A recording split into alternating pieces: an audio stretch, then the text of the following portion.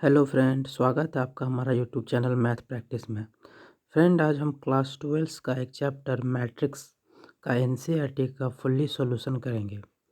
तो friend, solution करने से पहले हम उसका कुछ थ्योरी जान लेते हैं, जिससे हमें सॉल्यूशन करने में बहुत ही आसान होगा।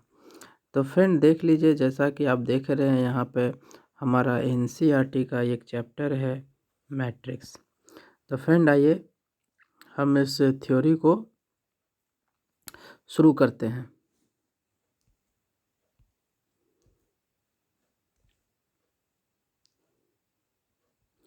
तो फ्रेंड सबसे पहले हम जानते हैं कि मैट्रिक्स होता क्या है। तो फ्रेंड जैसा कि आपको दिख रहा होगा कि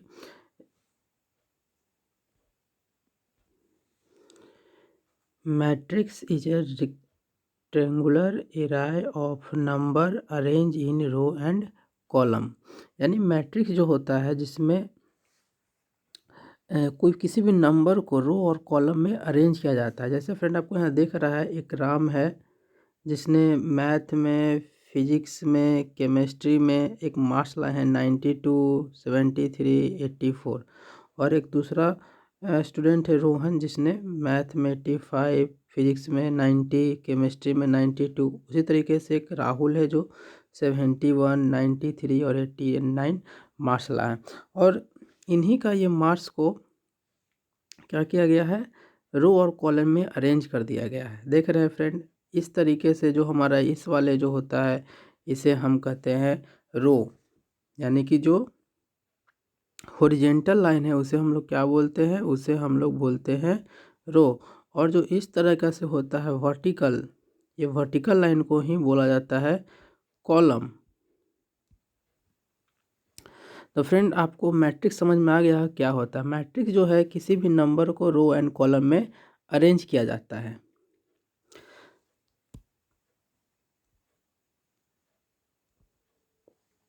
फिर हम देखते हैं फ्रेंड कि ये डिनोट कैसे किया जाता है। तो ये डिनोट किया जाता है, आप देखिएगा ए आई जे से भी डिनोट किया जाता है। ए है, आई है, जे है और एम, और देखिएगा तो एम एम एन है। तो फ्रेंड ये एम एन होता क्या है, ये जो आप देख रहे होंगे एम एन, इसका मतलब होता है एम जिसको बोलते हैं हम लोग नंबर ऑफ रो। एन क्या है, एम जो है आपका नंबर ऑफ रो है, और एन क्या है, एन नंबर ऑफ कॉलम है। और फ्रेंड इसी को, यानी इसी एम और एन को क्या बोला जाता है, ऑर्डर या साइज। ऑर्डर और साइज क्या होता है फ्रेंड, हम इसके बारे में आपको डिस्कस करेंगे।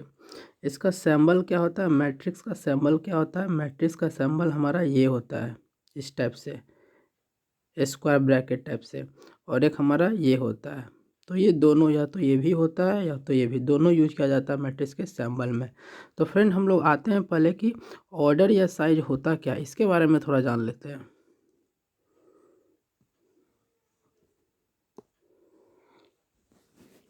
तो फ्रेंड ऑर्डर क्या होता है, जैसे कि आपको एक मैट्रिक्स दिया हुआ है,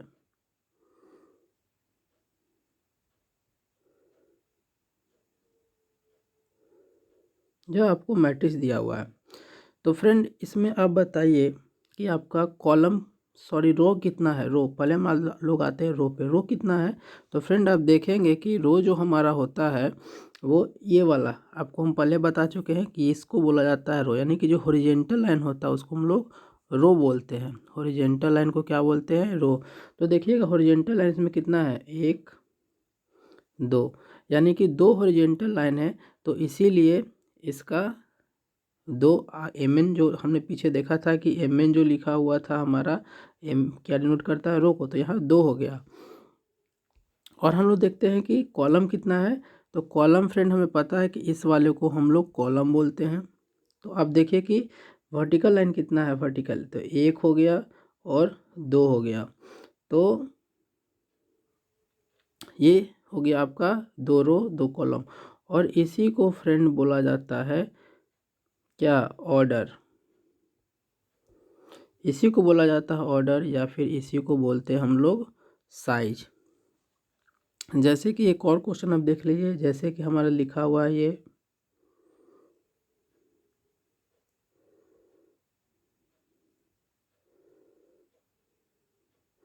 तो फ्रेंड इसमें बताइए कि इसका ऑर्डर क्या होगा। तो सबसे पहले हम लोग देखते हैं कि इसमें रो कितना है। आपको रो पता है, वर्टिकल वाला लाइन को ही रो कहा जाता है। तो वर्टिकल लाइन देखते हैं, सॉरी एक हॉरिजेंटल लाइन को रो कहा जाता है। तो हम लोग देखते हैं हॉरिजेंटल लाइन कितना है। तो 1 और 2, यानी कि 2 हमारा क्या है, रो है। अब हम कॉलम देखते हैं कितना है। तो कॉलम देखने के लिए हम लोग क्या करते हैं, वर्टिकल लाइन देखते हैं। वर्टिकल कितना है हमारा, 1 हो गया, 2 हो गया, 3 हो गया, यानी कि 3 हमारा क्या है, कॉलम हो गया। तो यही फ्रेंड हमारा क्या हो गया, ऑर्डर हो गया, या इसको भी साइज भी बोलते हैं। तो फ्रेंड आपको समझ में आ गया है कि ऑर्डर या साइज क्या होता है। ऑर्डर और साइज जो है, जो मैट्रिक्स दिया हुआ है उसका रो और कॉलम को ही बोला जाता है ऑर्डर ऑफ साइज। तो फ्रेंड हम लोग देख लिए कि ऑर्डर या साइज क्या होता है, हमने सैम्बल देख लिया। अब हम लोग आगे बढ़ते हैं अपने थ्योरी की ओर। तो फ्रेंड नेक्स्ट है कि इक्वलिटी ऑफ मैट्रिक्स। क्या होता है हमारा इक्वलिटी ऑफ मैट्रिक्स। तो फ्रेंड जैसा कि आप देख रहे हैं कि कोई भी मैट्रिक्स इक्वल तभी होगा जब वो 2 कंडीशन को फॉलो करेगा। पहला कि A and B same size होगा। सेम साइज आप कह सकते हो या फिर ऑर्डर भी आप कह सकते हो। सेम साइज या फिर आप ऑर्डर भी कर सकते हो। अभी पीछे हम लोग देखे हैं कि साइज ऑर्डर सेम होता है। तो कोई भी मैट्रिक्स इक्वल तभी होगा जब उनका साइज क्या होगा, सेम होगा। दूसरा क्या होगा कि ऑल एलिमेंट आर इक्वल, यानी कि जितने भी एलिमेंट होंगे सभी एलिमेंट क्या होंगे, इक्वल होंगे। फ्रेंड एलिमेंट होता क्या है,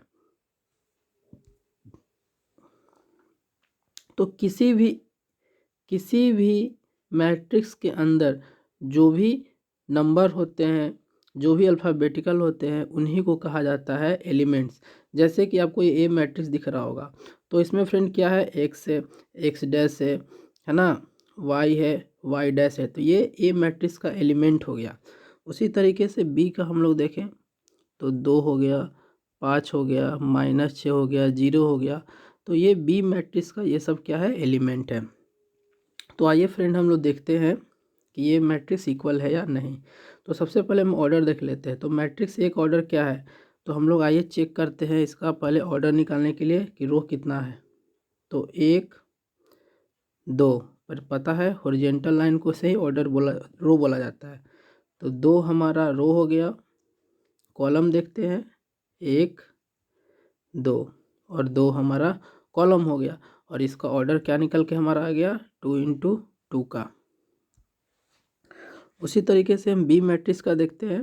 तो बी मैट्रिक्स में देखते हैं कितना रो है, तो 1 2, यानी कि 2 हमारा रो हो गया। कॉलम हम देखते हैं फ्रेंड कितना है, 1 2, कॉलम भी कितना हो गया, 2 हो गया। तो इसमें भी आप देखिए कि ऑर्डर दोनों का क्या है, सेम है। इसका भी ऑर्डर देखिएगा आप तो 2 × 2 का है, इसका भी ऑर्डर देखिएगा तो 2 × 2 का है। तो हमारा पहला कंडीशन हो गया कि ऑर्डर क्या है, सेम है। तो फ्रेंड ऑर्डर जब सेम होता है तो एलिमेंट भी क्या होते हैं, इक्वल होते हैं। एलिमेंट इक्वल होते हैं कहने का मतलब यह वाला जो x होगा इस 2 के इक्वल होगा, यानी x जो होगा वो 2 के इक्वल होगा, या x डैश होगा इस 5 के इक्वल होगा। x डैश जो होगा वो 5 के इक्वल होगा, और ये y जो होगा ये -6 के इक्वल होगा, और ये y डैश जो होगा वो 0 के इक्वल होगा। तो यही फ्रेंड होता है हमारा इक्वलिटी ऑफ मैट्रिक्स, यानी जब भी कोई दो मैट्रिक्स इक्वल होगा तो उसका ऑर्डर सेम होना चाहिए, और ऑर्डर सेम होगा तो उनका एलिमेंट भी क्या होगा फ्रेंड, सेम होगा। तो फ्रेंड उम्मीद है कि आप लोग को समझ में आ रहा होगा। अब फ्रेंड हम लोग आते हैं कि टाइप्स ऑफ मैट्रिक्स। मैट्रिक्स के टाइप्स, तो भाई मैट्रिक्स के टाइप कितने होते हैं। तो फ्रेंड एक जान लीजिए, एक होता है स्क्वायर मैट्रिक्स। स्क्वायर मैट्रिक्स किसे कहते हैं, number of row and column are equal. यदि किसी मैट्रिक्स के रो और कॉलम इक्वल हो जाए तो वो क्या हो जाता है, हमारा स्क्वायर मैट्रिक्स हो जाता है। यानी कि m इक्वल हो जाए n के तो उसे क्या बोलते हैं, स्क्वायर मैट्रिक्स बोलते हैं। जैसे कि अब देख लीजिए, ये हमारा एक मैट्रिक्स दिया हुआ है, क्या ये स्क्वायर मैट्रिक्स है? बिल्कुल है। आप चेक कर लो इसमें कि रो कितना है, तो 1 2, हॉरिजॉन्टल लाइन को ही रो बोला जाता है, तो 2 रो है। कॉलम कितना है, 1 2, कॉलम भी 2 है, यानी कि ये हमारा क्या है, एक स्क्वायर मैट्रिक्स है। तो वही कंडीशन लिखा हुआ है कि अगर वो स्क्वायर मैट्रिक्स होगा तो इस कंडीशन को फॉलो करेगा, यानी m जो होगा यार n के इक्वल होगा, यानी रो कॉलम के इक्वल होगा। नेक्स्ट आते हैं हम हॉरिजॉन्टल मैट्रिक्स। हॉरिजॉन्टल मैट्रिक्स पता ही है फ्रेंड क्या होता है, इस टाइप से। तो हॉरिजॉन्टल मैट्रिक्स में क्या होगा, n बड़ा होगा। n कहने का मतलब कि कॉलम क्या होगा हमारा, बड़ा होगा, तो वो हो जाएगा हमारा हॉरिजॉन्टल मैट्रिक्स। आते हैं वर्टिकल मैट्रिक्स में। जैसे किसी मैट्रिक्स में m बड़ा हो जाए n से, यानी कि रो जो हो बड़ा हो जाए कॉलम से, तो उसे क्या बोलते हैं, वर्टिकल मैट्रिक्स। जैसे कि आपको यहाँ दिख रहा होगा, ये कोई मैट्रिक्स दिया हुआ है जिसमें आप रो देखिए, तो 1 रो हो गया, 2 रो हो गया, 3 रो हो गया, तो 3 रो हो गया हमारा। कॉलम देखते हैं, तो 1 कॉलम, 2 कॉलम, 2 कॉलम हो गया। तो फ्रेंड जैसा कि आपको दिख रहा होगा कि m कितना है, 3, और n कितना है, 2, यानी m ग्रेटर देन n। तो ऐसा केस में क्या होता है, वर्टिकल मैट्रिक्स होता है। तो ये टाइप होता है स्क्वायर मैट्रिक्स, हॉरिजॉन्टल मैट्रिक्स और वर्टिकल मैट्रिक्स। अब हम लोग आगे बढ़ते हैं अपने थ्योरी में। तो फ्रेंड आपको दिख रहा होगा कि रो मैट्रिक्स, रो मैट्रिक्स क्या होता है हमने पीछे पढ़ा। अब आते हैं हम रो मैट्रिक्स। तो रो मैट्रिक्स से कहते हैं जिसका नंबर ऑफ रो कितना हो, 1 हो। जिस मैट्रिक्स का नंबर ऑफ रो 1 हो उसे क्या कहा जाता है, रो मैट्रिक्स। जैसा कि वो दिख रहा है, ए कोई मैट्रिक्स दिया हुआ है, A1 A2 A3 A4 और कहाँ तक गया हुआ है, AN तक गया हो। तो फ्रेंड इसमें देखिएगा रो कितना है, 1 है। आप देखिए यहाँ पे रो किसे बोला जाता है, हॉरिजॉन्टल लाइन को। तो यहाँ देखिएगा कि हॉरिजॉन्टल लाइन सिर्फ आपको एक ही दिख रहा है, तो इसीलिए रो कितना हो गया, 1 हो गया। और कॉलम किसे बोला जाता है, वर्टिकल वाला के। तो देखिए आप वर्टिकल कितना सारा है, आपको दिख रहा होगा यहाँ पे n तक है, तो इसीलिए कॉलम दिया गया है n। तो वैसा मैट्रिक्स जिसमें रो कितना हो, 1 हो, उसे बोला जाता है रो मैट्रिक्स। अब हम लोग आते हैं कॉलम मैट्रिक्स में। तो फ्रेंड कॉलम मैट्रिक्स क्या होता है, जिस तरह से रो मैट्रिक्स नंबर ऑफ रो 1, उसी तरह से column matrix number of column 1, यानी कि वैसा मैट्रिक्स जिसका कॉलम 1 ही हो उसे क्या बोलेंगे हम लोग, कॉलम मैट्रिक्स। जैसा कि वो दिख रहा होगा कि ये कोई मैट्रिक्स दिया हुआ है। तो फ्रेंड इसमें देखते हैं कि रो कितना है। तो फ्रेंड देखेंगे रो हॉरिजॉन्टल लाइन को बोला जाता है, यानी कि 1 2 3, और ये कहाँ तक जा रहा है फ्रेंड, ये n तक जा रहा है, तो इसीलिए रो कितना हो गया, n हो गया। कॉलम वर्टिकल वाले को बोला जाता है, अब दिख रहा होगा सिर्फ एक ही है, तो इसीलिए इसका 1 हो गया कॉलम, और इसीलिए इसे बोला जाता है कॉलम मैट्रिक्स। तो फ्रेंड उम्मीद है कि आपको समझ में आ रहा होगा। अगर ये वीडियो पसंद आ रहा है आपको फ्रेंड, अगर आपको कुछ सीखने को मिल रहा है, तो प्लीज़ हमारे चैनल को सब्सक्राइब करें और हमारे वीडियो को लाइक करें। अब आ जाते हैं हम अपने नेक्स्ट में, नल मैट्रिक्स। नल मैट्रिक्स या फिर जीरो मैट्रिक्स। तो फ्रेंड नाम ही से पता चल रहा है कि वैसा एलिमेंट जिसके सारे क्या होंगे, जीरो होंगे, उसी को क्या बोलेंगे हम लोग, जीरो मैट्रिक्स या फिर नल मैट्रिक्स। तो आप लोग को दिख रहा होगा कि इसमें जितने भी एलिमेंट है सारे क्या है, जीरो है। आपको दिख रहा होगा सारे क्या है, जीरो है। तो वैसा मैट्रिक्स जिसके सारे एलिमेंट क्या हो, जीरो हो, उसे क्या कहते हैं, जीरो मैट्रिक्स कहते हैं। फ्रेंड अगर इसका ऑर्डर आप निकालें तो इसका ऑर्डर अगर हम निकालें इस वाले मैट्रिक्स का, तो देखते हैं रो कितना है। तो हॉरिजॉन्टल वाले लाइन को बोला जाता है रो, तो 1 हो गया, 2 हो गया, यानी कि 2 इसका रो हो गया। कॉलम अगर देखें तो वर्टिकल वाले को बोला जाता है 3, यानी कि 3 कॉलम हो गया, ये इसका ऑर्डर हो गया इस वाले मैट्रिक्स का। इस वाले मैट्रिक्स का निकालते हैं अगर ऑर्डर तो 1 2, तो 2 रो हो गया। कॉलम देखें तो 1 2, 2 कॉलम हो गया। तो यह इसका क्या हो गया, इस वाले मैट्रिक्स का ऑर्डर हो गया। इसका देखें अगर तो 1 2 3, यानी कि 3 रो है। कॉलम देखें तो वर्टिकल वाले को बोला जाता है 1 2, यानी कि यह 3 2 हो गया इस वाले मैट्रिक्स का ऑर्डर। अब आते हैं फ्रेंड हम अपने डायगोनल मैट्रिक्स में। तो फ्रेंड डायगोनल मैट्रिक्स एक स्क्वायर मैट्रिक्स ही होता है। स्क्वायर मैट्रिक्स कहने का मतलब क्या, हम लोग पीछे पढ़ चुके हैं कि स्क्वायर मैट्रिक्स वह होता है जिसका m जो हो n के इक्वल हो, यानी कि रो अगर कॉलम के इक्वल हो जाए तो उसी को क्या बोला जाता है, स्क्वायर मैट्रिक्स। और स्क्वायर मैट्रिक्स है तो वो डायगोनल मैट्रिक्स भी होगा। तो फ्रेंड डायगोनल मैट्रिक्स होता क्या है, तो फ्रेंड जैसे कि आपको दिख रहा होगा ये एक हमारा मैट्रिक्स है ए, तो इसका डायगोनल क्या होगा, इसका डायगोनल देखिएगा आप तो ये होगा एक, और क्या होगा इसका डायगोनल, ये होगा एक। तो फ्रेंड याद रखिए इस वाले का जो डायगोनल होता है उसे हम लोग कहते हैं प्रिंसिपल डायगोनल, और इस वाले का जो डायगोनल होता है उसे कहा जाता है सेकेंडरी डायगोनल। और फ्रेंड हम जिस चैप्टर में जो पढ़ने वाले हैं जिससे क्वेश्चन मिलेगा आपको, वो मिलेगा प्रिंसिपल डायगोनल से।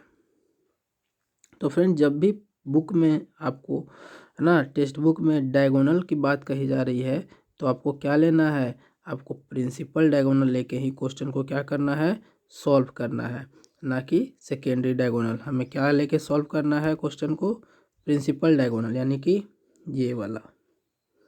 ये वाले डायगोनल लेना है जब भी डायगोनल की बात कहे तो। अब हम देखते हैं friend scalar matrix. Scalar matrix किसे बोलते हैं फ्रेंड, तो principal diagonals are equal. Scalar matrix उस मैट्रिक्स को बोलते हैं जिसके प्रिंसिपल डायगोनल क्या होगा, इक्वल होगा। आपको फ्रेंड दिख रहा होगा यहाँ पे ये प्रिंसिपल डायगोनल है जो हमारा, ये सारा क्या है, इक्वल है, जो कि ए है। तो स्केलर मैट्रिक्स वो सेम मैट्रिक्स कहा जाता है जिसका प्रिंसिपल डायगोनल क्या होगा, इक्वल होगा। आप इस तरीके से भी देख सकते हैं जैसे कि दिया हुआ है 5 0 0 5, तो ये भी हमारा क्या है एक स्केलर मैट्रिक्स है, क्योंकि आपको दिख रहा होगा कि प्रिंसिपल डायगोनल क्या है, सेम है। या फिर एक और मैट्रिक्स हम ले लेते हैं,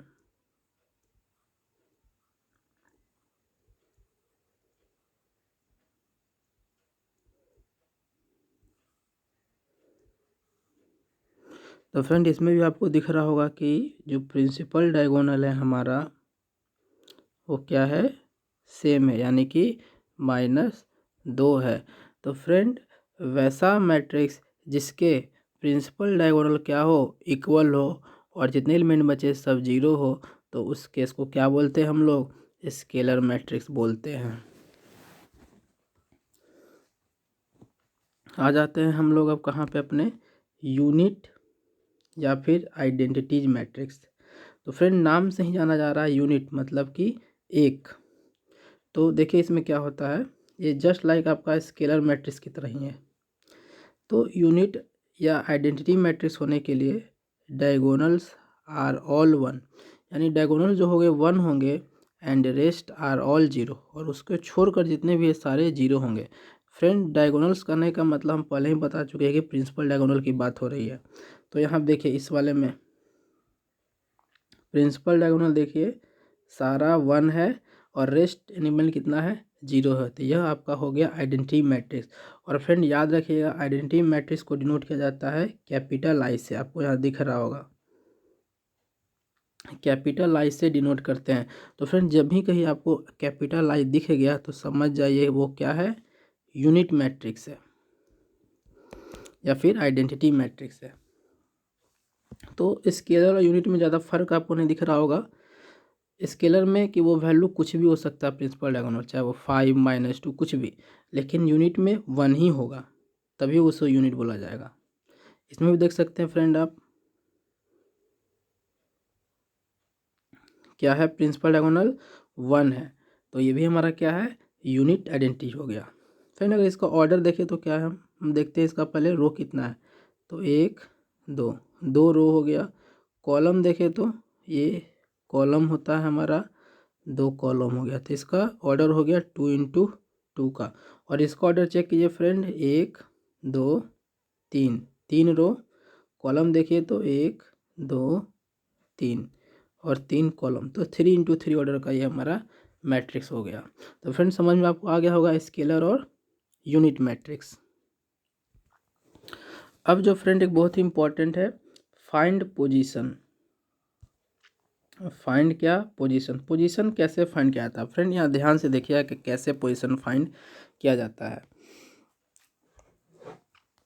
जैसे कि फ्रेंड आपको कोई मैट्रिक्स दे दिया है, एक हम आपको एग्जांपल लेके बताते हैं। जैसे कोई एक मैट्रिक्स दे दिया है ए आपको, है ना, तो कोई मैट्रिक्स का अगर एक पोजीशन होता है, जैसे कि आपको यहाँ पे हम दिखा रहे हैं कि यह यह यह यह यह यह यह और यह एक मैट्रिक्स है।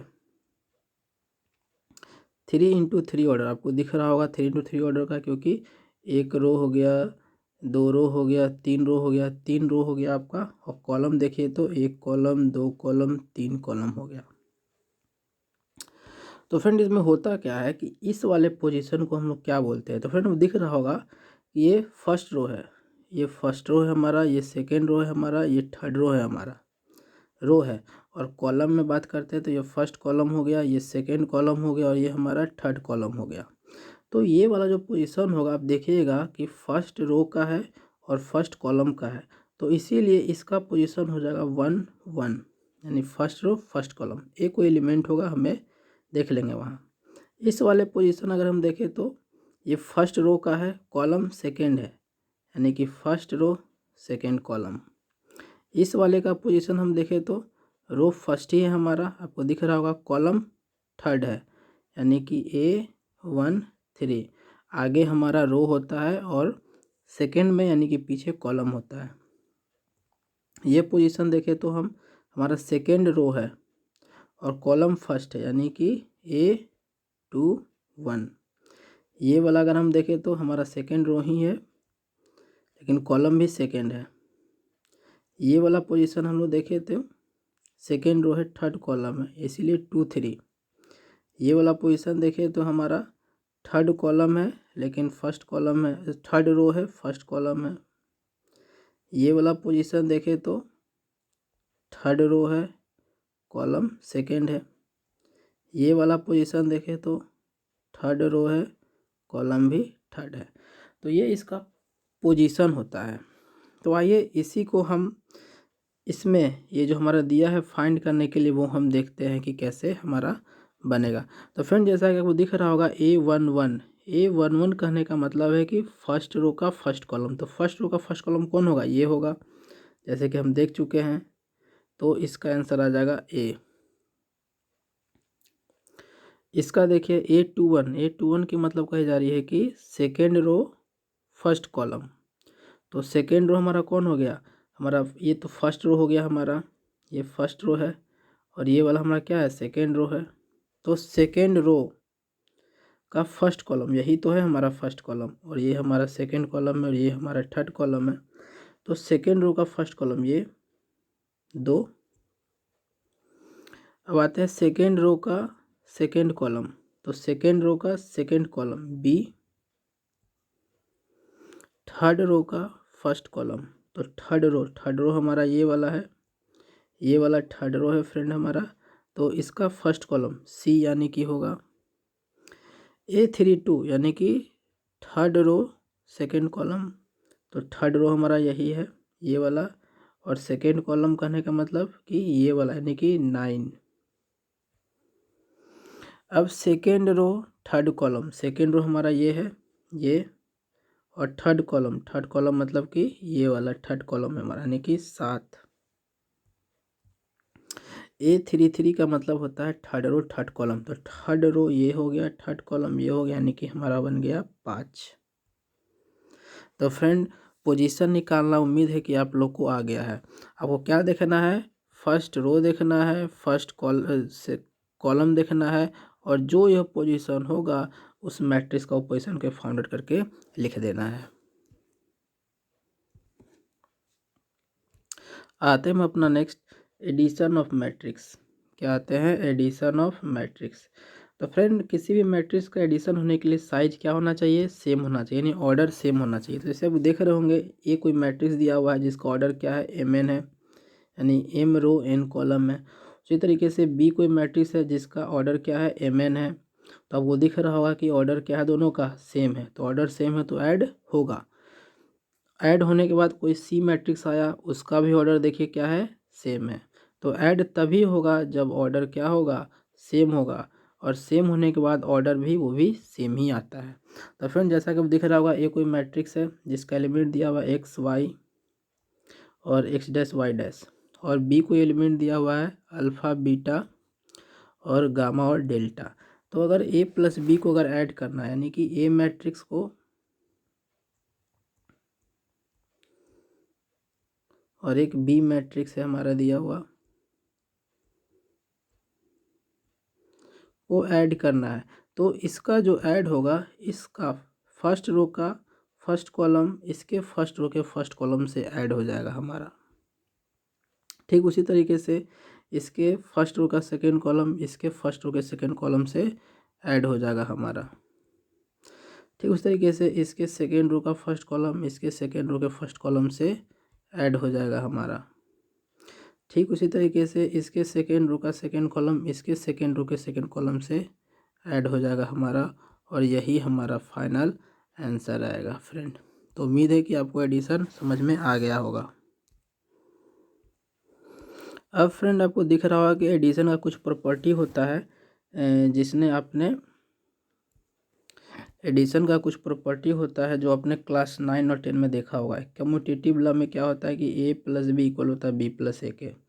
दूसरा होता है एसोसिएटिव लॉ जिसमें ए प्लस बी ब्रैकेट में प्लस सी इक्वल होता है ए प्लस ब्रैकेट में बी प्लस सी के। इस सब ने अपने 9-10 में पढ़ा हुआ, तो ज़्यादा हम डिस्कस पे नहीं करते हैं। हम लोग आते हैं मल्टीप्लिकेशन ऑफ मैट्रिक्स। तो फ्रेंड किसी भी मैट्रिक्स का मल्टीप्लाई कैसे होता है, तो फ्रेंड आपको दिख रहा होगा कि ए कोई मैट्रिक्स दिया हुआ है ना, जिसके एलिमेंट A1 B1 C1 है, A2 B2 C2 है, और A3 B3 और C3 है। तो फ्रेंड जैसे ही किसी मैट्रिक्स में किसी कांस्टेंट से मल्टीप्लाई करते हैं, के क्या है फ्रेंड, के कांस्टेंट है जो कुछ भी हो सकता है, 5 8 -2 एक कांस्टेंट है ये। तो के का वैल्यू कुछ भी हो सकता है। तो फ्रेंड जैसे ही किसी भी मैट्रिक्स में किसी कांस्टेंट से मल्टीप्लाई करते हैं, तो उस मैट्रिक्स के जितने भी एलिमेंट हैं, आपको दिख रहा होगा जितने भी एलिमेंट है सारे एलिमेंट में वो के क्या हो जाएगा, यानी वो कांस्टेंट क्या होगा, मल्टीप्लाई हो जाएगा। दिख रहा होगा आपको फ्रेंड। जैसे कि हम एग्जांपल लेके आपको दिखाते हैं, कोई मैट्रिक्स दिया हुआ है हमारा 2 4 -3 और दिया हुआ है 0, ये को मैट्रिक्स है ए। तो जैसे ही आपको इसमें कर दिए 2a, ये के किया, ये के यहाँ काम कर रहा है 2, तो 2a किए तो ये जो 2 है आपका इस मैट्रिक्स के जितने भी एलिमेंट है सारे मल्टीप्लाई हो जाएगा, यानी 2 2 जा 4 4 2 जा 8 3 2 जा 6 और 0। तो यही होता है कि जब भी किसी मैट्रिक्स में आप किसी कांस्टेंट से गुना करते हैं तो वो कांस्टेंट जितने भी एलिमेंट है मैट्रिक्स के सभी में क्या हो जाएगा, मल्टीप्लाई हो जाएगा। फ्रेंड उम्मीद है कि आपको समझ में आ रहा होगा। अब आते हैं निगेटिव मैट्रिक्स में। निगेटिव मैट्रिक्स में क्या होता है, सेम उसी तरीके से कि ए कोई मैट्रिक्स आपको दिया हुआ है ना, तो इसमें जैसे ही माइनस से मल्टीप्लाई किया तो ये माइनस ए की मैट्रिक्स के जितने भी एलिमेंट है सारे में क्या होगा, मल्टीप्लाई हो जाएगा। आपको दिख रहा होगा यहाँ पे सारे में माइनस लग जाएगा, तो इसी को कहा जाता है निगेटिव मैट्रिक्स। अब हम लोग आते हैं subtraction of matrix. Subtraction of matrix करने का मतलब आपको समझ में आ रहा हो, जैसे कोई मैट्रिक्स दिया हुआ है, यहाँ बी कोई मैट्रिक्स दिया, इन दोनों को माइनस करना है। तो माइनस करने का मतलब ये हम कर सकते हैं ए प्लस ब्रैकेट में माइनस बी। तो फ्रेंड उसी तरीके से जैसे कि एडिशन हम देख रहे थे कि फर्स्ट रो का first column second row first row के इसके फर्स्ट कॉलम से क्या हो जाता है, ऐड हो जाता है। ठीक उसी तरीके से इसका फर्स्ट रो का फर्स्ट कॉलम इसके फर्स्ट रो के फर्स्ट कॉलम से सब्ट्रैक्ट हो जाएगा फ्रेंड। उसी तरीके से इसके फर्स्ट रो के सेकेंड कॉलम इसके फर्स्ट रो के सेकेंड कॉलम से सब्ट्रैक्ट हो जाएगा फ्रेंड। उसी तरीके से इसके फर्स्ट रो के थर्ड कॉलम इसके फर्स्ट रो के थर्ड कॉलम से सब्ट्रैक्ट हो जाएगा। उसी तरीके से इसका वाला इससे हो जाएगा, इसका वाला इससे हो जाएगा और इसका वाला इससे हो जाएगा। मतलब इसका वाला सेम पोजीशन उसके वाले सेम पोजीशन से माइनस हो जाएगा। अब आते हैं हम लोग multiplication of two matrix. Friend ये बहुत ही ज़्यादा इम्पोर्टेंट है, बहुत ही ज़्यादा, और अक्सर स्टूडेंट इसी में कंफ्यूज होते हैं। तो आपको कंफ्यूज नहीं होना है, आपको ध्यान से देखना है। तो फ्रेंड सबसे पहले होता क्या, ध्यान से देखिएगा फ्रेंड, ध्यान से। सबसे पहले किसी भी दो मैट्रिक्स को, जैसे कि ए कोई मैट्रिक्स दिया हुआ है, यहाँ कोई बी मैट्रिक्स दिया हुआ है, जब भी कोई दो मैट्रिक्स का मल्टीप्लाई होगा तो पहले वाला का कॉलम, ध्यान से सुनिएगा फ्रेंड, पहले वाला का कॉलम दूसरे वाले मैट्रिक्स के रो के इक्वल होना चाहिए। क्या होना चाहिए, इक्वल होना चाहिए, तभी मल्टीप्लाई होगा, वरना मल्टीप्लाई नहीं होगा। यानी कि पहले वाला का कॉलम दूसरे वाले के रो के इक्वल होना चाहिए। आपको दिख रहा होगा इसका ऑर्डर mn है, इसका ऑर्डर np है, तो आपको दिख रहा होगा कि इसका कॉलम n है, इसका रो n है, दोनों इक्वल है, इसीलिए मल्टीप्लाई होगा। और फ्रेंड यहाँ पे एक और इम्पॉर्टेंट बात कि जो मल्टीप्लाई होने के बाद जो बच जाता है, आपको दिख रहा है यहाँ क्या बच गया, यहाँ m बच गया, यहाँ क्या बच गया, p बच गया, तो यही ऑर्डर होता है इसका मल्टीप्लाई होने के बाद mp। क्या समझे, जब भी कोई दो मैट्रिक्स का मल्टीप्लाई होगा तो पहले वाला का कॉलम फर्स्ट वाला का कॉलम सेकेंड वाले मैट्रिक्स के रो के इक्वल होना चाहिए, तभी होगा, अदरवाइज नहीं होगा। फिर मल्टीप्लाई होता कैसे है, आप यहाँ ध्यान से देखिएगा। ये कोई मैट्रिक्स दिया हुआ है A1 A2 A3 B1 B2 B2 order 2 into 2 का, और अल्फ़ा 1 अल्फ़ा 2 बीटा 1 बीटा 2 इसका ऑर्डर 2 इंटू 2 का। आप यहाँ देख रहे होंगे कि इसका कॉलम इसके रो के इक्वल है, तो मल्टीप्लाई हमारा होगा। तो कैसे होता है फ्रेंड मल्टीप्लाई, ध्यान से देखिएगा। इसका रो लेना है, फर्स्ट वाले मैट्रिक्स का रो लेना है और दूसरे वाले मैट्रिक्स का कॉलम लेना है। कोई डाउट फ्रेंड, ध्यान से, फर्स्ट वाले का कॉल रो और दूसरे वाले का कॉलम, यानी कि A1 अल्फ़ा 1 से मल्टीप्लाई होगा, बीच में प्लस आता है, और A2 बीटा 1 से मल्टीप्लाई होगा। एक काम बन चुका हमारा। फिर दूसरे में क्या करना है फ्रेंड, इसी का रो अब दूसरे का कॉलम लेंगे, यानी A1 अल्फ़ा 2 से मल्टीप्लाई होगा, बीच में आएगा प्लस, A2 बीटा 2 से मल्टीप्लाई होगा, एक कंप्लीट। अब क्या करेंगे, अब इसका रो लेंगे, सेकेंड रो लेंगे, और इसका फर्स्ट वाले का कॉलम लेंगे, तो B1 अल्फ़ा 1 B1 अल्फ़ा 1 बीच में आएगा plus, B2 beta 1 B2 beta 1। अब इसका काम हो गया हमारा कंप्लीट। अब इसका लेंगे इसके साथ, इसके साथ, तो B1 into alpha 2 B1 into alpha 2 बीच में आएगा plus, B2 into beta 2 B2 into beta 2, और यही हमारा हो गया मल्टीप्लाई। तो समझ में आ रहा है फ्रेंड, क्या करना है आपको, इसमें कुछ ज़्यादा खास नहीं है। आपको बस करना क्या है, फर्स्ट वाला का रो लीजिए और नेक्स्ट वाले के कॉलम लीजिए और सीधा सीधा मल्टीप्लाई कर दीजिए।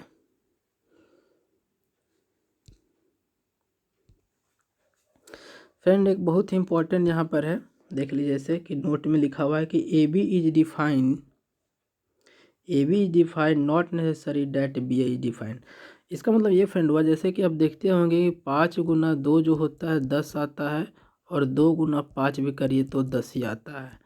बट लेकिन फ्रेंड मैट्रिक्स में ये ज़रूरी नहीं है कि हो जाए, मैट्रिक्स में कभी कभी गलत भी हो सकता है। कैसे, आइए हम देखते हैं। जैसे कि मैट्रिक्स ये आपको दे दिया है 3 इंटू 2 ऑर्डर का, और एक बी मैट्रिक्स दे दिया है 2 इंटू 2 ऑर्डर का। तो सबसे पहले हम ए बी करते हैं।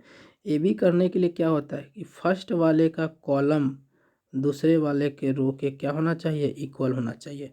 तो एक अगर हम कॉलम देखें तो कितना है हमारा, 2, इसका कॉलम कितना है, 2, दूसरे का हम रो देखें तो कितना है, 2, तो दोनों इक्वल है क्या? बिल्कुल इक्वल है, तो यहाँ पर मल्टीप्लाई होगा। बी ए का देखते हैं। बी ए का देखने के लिए फर्स्ट वाले का कॉलम सेकेंड वाले के रो के इक्वल होना चाहिए। तो फर्स्ट वाले का कॉलम कितना है? फर्स्ट वाले कॉलम ये है हमारा, यानी कि कितना है? 2। सेकेंड यानी कि ए का रो कितना है हमारा? ए का रो देखिएगा तो है 3। क्या वो इक्वल है क्या? नहीं इक्वल है, इसीलिए मल्टीप्लाई नहीं होगा। तो समझे फ्रेंड, ये ज़रूरी नहीं है कि अगर ए बी मल्टीप्लाई पॉसिबल है तो बी ए भी पॉसिबल होगा। मल्टीप्लाई तभी होगा जब फर्स्ट वाले का कॉलम सेकेंड वाले के रो के इक्वल होगा। ये कंडीशन बहुत ही ज़रूरी है। तो जब भी मल्टीप्लाई करने को बोले तो ये कंडीशन को क्या कर लेना है? आपको चेक कर लेना है। आते हैं अपना नेक्स्ट में फ्रेंड हम ट्रांसपोज ऑफ मैट्रिक्स। ट्रांसपोज का मतलब क्या होता है फ्रेंड? जैसे कि आपको ये कोई मैट्रिक्स दिया हुआ है, तो पहले तो ट्रांसपोज को डिनोट कैसे करते हैं? ए के पावर डैश कर देते हैं, या फिर ए के पावर कैपिटल टी, या फिर ए के पावर स्मॉल टी। यह होता है ऐसा ट्रांसपोज का लिखने का डिनोट किया जाता है। तो फ्रेंड ट्रांसपोज में क्या होता है कि जो रो होगा वो कॉलम में कन्वर्ट हो जाएगा। देख लीजिए आप, ये रो था, ये कॉलम में कन्वर्ट हो चुका है। यह रो था, यह कॉलम में कन्वर्ट हो चुका है। यह रो था, यह कॉलम में कन्वर्ट हो चुका है। कहने का मतलब यह है कि जो रो होता है वो कॉलम में कन्वर्ट हो जाता है, और जो कॉलम है वो रो में कन्वर्ट हो जाता है। किसमें? ट्रांसपोज ऑफ मैट्रिक्स में। अब आते हैं हम लोग अपना ऑर्थोगोनल मैट्रिक्स। ऑर्थोगोनल मैट्रिक्स क्या होता है फ्रेंड? ऑर्थोगोनल मैट्रिक्स क्या होता है? आपको यहाँ दिख रहा होगा कि ऑर्थोगोनल मैट्रिक्स में क्या होता है? ए इंटू ए का ट्रांसपोज, यानी कि ए और ए का ट्रांसपोज को जब इंटू करिएगा तो इक्वल होता है ए का ट्रांसपोज इंटू ए के, और वो इक्वल होता है आई के। आपको आई पता होगा फ्रेंड, आइडेंटिटी मैट्रिक्स हम पीछे पढ़ चुके हैं कि जिसका प्रिंसिपल डायगोनल क्या होगा? 1 ही होगा। और ये आई फ्रेंड किस ऑर्डर में लेना है, क्या ऑर्डर होगा उसका, क्या साइज होगा उसका, वो डिपेंड करेगा ए या बी पे। जो क्वेश्चन में होगा उसके अनुसार हम टेक्स्ट बुक में देखेंगे इस पे। अब आते हैं हम लोग अपना प्रॉपर्टी ऑफ ट्रांसपोज। ट्रांसपोज का प्रॉपर्टी होता है, पहला प्रॉपर्टी देखिए क्या होता है कि ए प्लस बी का ट्रांसपोज, यानी कि ए प्लस बी का होल ट्रांसपोज जब करते हैं तो ट्रांसपोज बढ़ जाता है, यानी कि ए का ट्रांसपोज प्लस बी का ट्रांसपोज हो जाएगा। उसी तरीके से के कोई कांस्टेंट है फ्रेंड, और होल ट्रांसपोज करते हैं तो के यानी कांस्टेंट बाहर निकल जाता है, सिर्फ ए का ट्रांसपोज होगा, सिर्फ ए का, के पे कोई ट्रांसपोज नहीं होगा। उसी तरीके से ये कोई मैट्रिक्स दिया हुआ है और इसके ट्रांसपोज का अगर ट्रांसपोज करते हैं तो वापस ए ही आ जाता है। उसी तरीके से आपको दिखा हुआ है कि ए बी का होल ट्रांसपोज करते हैं तो फ्रेंड बी का ट्रांसपोज ए का ट्रांसपोज हो जाता है। याद रखिएगा, ए बी मत कर दीजिएगा फ्रेंड, बी का ट्रांसपोज ए का पलट जाता है। ओके, मल्टीप्लिकेटिव आइडेंटिटी, इसमें क्या होता है कि जैसे आपको दिख रहा होगा कि ए कोई मैट्रिक्स दिया हुआ ए आई आइडेंटिटी मैट्रिक्स है, यानी कि ए आई को मल्टीप्लाई करिए या फिर आई ए को मल्टीप्लाई करिए, वो इक्वल होगा और दोनों ए ही आएगा। ये हो जाता है हमारा मल्टीप्लिकेटिव आइडेंटिटी। हम इस पर क्वेश्चन देखेंगे फ्रेंड, तो ये सिर्फ याद रखिएगा कि मल्टीप्लिकेटिव आइडेंटिटी जब भी बोले तो ए आई इक्वल होता है आई ए के, इक्वल होता है ए के। सिमेट्री मैट्रिक्स में क्या होता है? सिमेट्री मैट्रिक्स की जब भी बात करें फ्रेंड तो याद रखिएगा ए जो होता है वो इक्वल होता है अपने खुद के ट्रांसपोज को। स्क्यू सिमेट्री की बात करते हैं तो ए का ट्रांसपोज इक्वल होता है माइनस ए को, इसको याद रखिएगा फ्रेंड। अब यहाँ देख लीजिए कि होता है हमारा sum of symmetry and skew symmetry matrix is, यानी कि क्वेश्चन देगा फ्रेंड, इससे डायरेक्ट क्वेश्चन आएगा आपका। हम एनसीईआरटी का जब सॉल्यूशन करेंगे, एक्सरसाइज बनाएंगे तो आप देखेंगे वहाँ पे कि जब भी आपको बोले sum of symmetry and skew symmetry matrix तो याद रखिएगा A equal to A plus A का ट्रांसपोज बाय 2 कर देना है, और प्लस ए माइनस ए का ट्रांसपोज बाय 2 कर देना है, और यही निकल जाएगा सिमेट्री और ये हो जाएगा स्क्यू सिमेट्री। जैसे ही दोनों को सम कीजिएगा तो वहाँ निकल जाएगा sum of symmetry of skew symmetry matrix. Okay friend, तो यहीं पे जो है हमारा जो है वो क्या हो गया है, इंड हो गया है थ्योरी हो गया है इंड। और हम आगे नेक्स्ट हमारा जो वीडियो आएगा उसमें हम एनसीईआरटी का फ्रेंड क्या करेंगे, सॉल्यूशन करेंगे। एनसीईआरटी क्या करेंगे, फुल्ली सॉल्यूशन करेंगे चैप्टर का। तो फ्रेंड अगर आपको हमारा ये वीडियो पसंद आया, अगर आपने हमारे इस वीडियो से कुछ सीखे हैं तो प्लीज़ हमारे चैनल को सब्सक्राइब कर दें और वीडियो को लाइक करें और जितना से ज़्यादा हो सके आप शेयर करें।